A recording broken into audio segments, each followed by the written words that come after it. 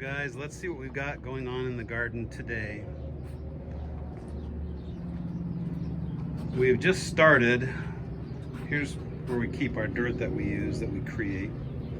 We just started a whole bunch of these little containers, like this one right here, with 6 different things in them.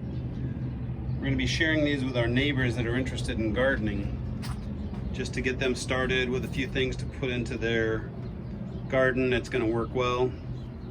The ones that you guys see right here with all the numbers on them are a different project altogether. These are part of our freeze drying seeds.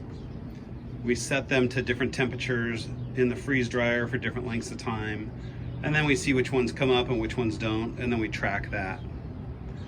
Over here we've got a whole bunch of avocados that we're starting from a bunch of avocado seeds that we got that were really a good hardy avocado. They did it was a Haas avocado. They did a really good avocado, so we're starting a couple dozen of those and getting those rolling.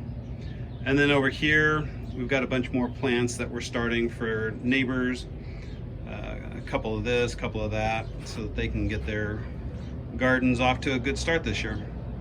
So how does your garden grow? This is what we're doing with ours, and this is how we're giving back and sharing with our neighbors. And then we also have a bunch of stuff that's growing and that's already coming up in our square foot garden inside of our greenhouse.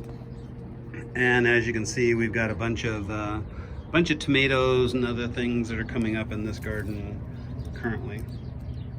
Thanks for watching.